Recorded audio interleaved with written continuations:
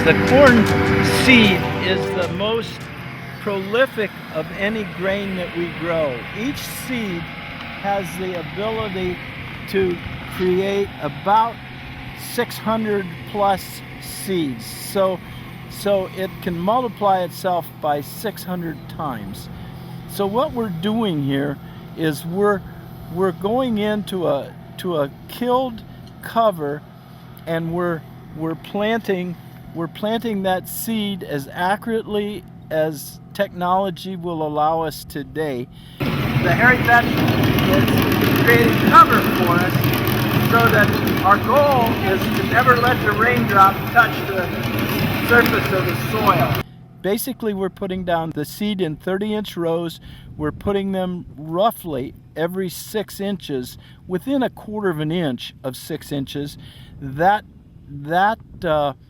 seeding rate changes by the yield maps that we have created a database over the last 10 years. And so in the more productive areas of the field, it will put the seeds down a little closer. We talk about it in thousands of seeds per acre, and each hybrid acts differently. This hybrid that he's planting today we're planting it at roughly 32,000 seeds per acre, which means then that as the planter is moving forward at 5 miles an hour, each row is planting 14 seeds a second and putting them within a quarter of an inch of where they need to be. So we're starting out then by cutting that slot in the soil, and we're dropping the seed in the soil, and then we're fertilizing the seed itself and both sides of a furrow so that when the seed germinates, it's going to find something to feed itself on. And that's where the phosphorus and the small amounts of nitrogen happen. It starts out that this supplies nitrogen. This one here cuts a slot in the vetch. The next two open the slot in the vetch. Then the seed is dropped down between those two, and then it's pressed into the soil, and then this applies a gallon per acre on the seed, and a gallon per acre on either side of the slot. Then these wheels come along and close the slot, and if the prescription demands it, then more phosphorus will be applied behind down nose hose. And what we have here, we have what are called smart firmers, and there are 4 smart firmers in there. This is new technology for us, and what we're doing is we're building a database for the future so that we're sensing organic matter of the soil. We're sensing the cation exchange capacity, which is the ability of the soil to attract positive ions, calcium, magnesium, those kind of things. And we're sensing the temperature of the soil and the moisture of the soil. For every percentage of organic matter that is in the soil, it will release 20 pounds of nitrogen to the crop as the summer goes on. Now that he's made the first pass around the field, what the tractor did was it created its own track. Then the tractor will drive itself, and it will stay theoretically within an inch of the 20-foot pass that it made. Each row is 2.5 feet, 30 inches on the first pass, and it will stay up 20 feet away, and it will drive itself the rest of the time that they plant this field. We have a database of 20 years. We started grid soil sampling in 2001, and we sample every 2.5 acre grid every 3 years. So each year we sample 1/3 of all of our acreage. And so the phosphorus prescriptions then are based on the soil tests. So as the planter goes across the field, when the phosphorus level is low, it will apply more phosphorus. When it's high, it can even shut the phosphorus off. So then the other thing with fertility is that corn really doesn't need its major nitrogen until it gets to be 30 inches to 3 feet tall, just before it begins to think about reproducing itself with an ear. And so since we're in the hills and we can't come back and apply that nitrogen later, we're putting the nitrogen between pairs of rows. Nitrogen is the most mobile nutrient there is, and when rain happens, nitrogen can leach into the ground. So what we're doing is we're applying the nitrogen in a very tight band and a very concentrated band, so that if it rains, the rainwater will percolate into the soil past the nitrogen, and so the nitrogen will be there 4 to 5 weeks from now when the plant begins to need it.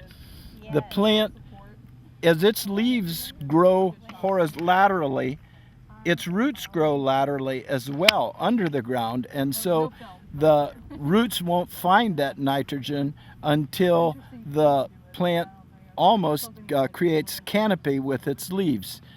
So that's the fertility part of it. Mechanically then, the tractor, the GPS system is controlling both the tractor as it runs in the field, and it's also controlling the planter.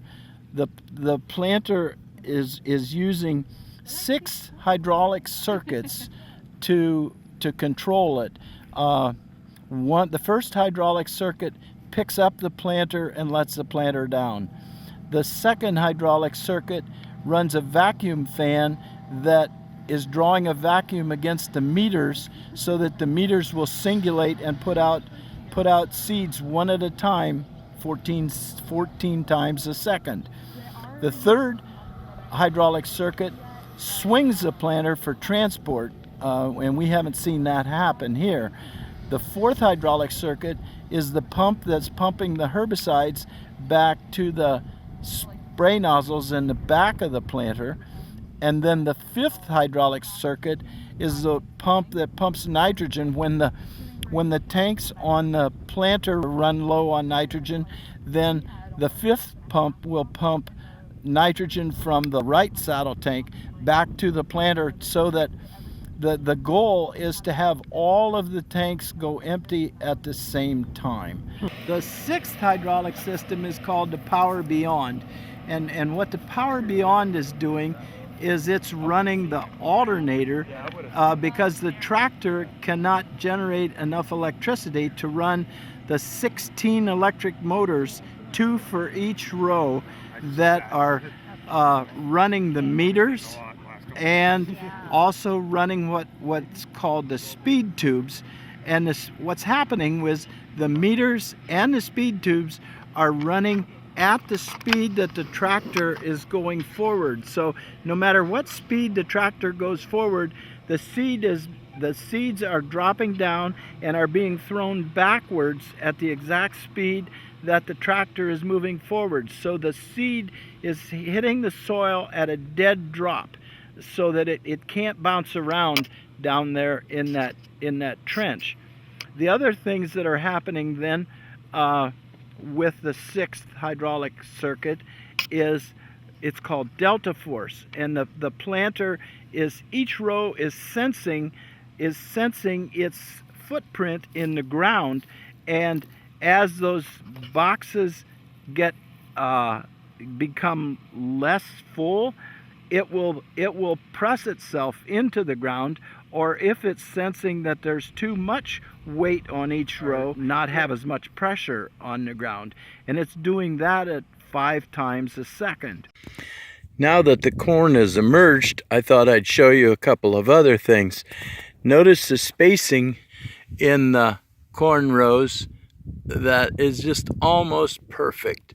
The plants, there's not skips, there's not multiples. And then another thing, well, you can see the dead cover that's between the rows that's preventing the raindrop from hitting the soil. And then another concept is that we have what we call end rows on a field that we plant so that when it comes time to harvest, we take the ends off, and then that gives the combine room to turn around to head off in the direction of the next rows. And so the concept is that the planter, once it has planted the end rows and we start planting the rest of the field, the planter will not plant where it has planted before in this year. And so there's no, it automatically starts and it automatically shuts off when it comes to the end rows. I'll swing around then just so that you can see the rest of this field.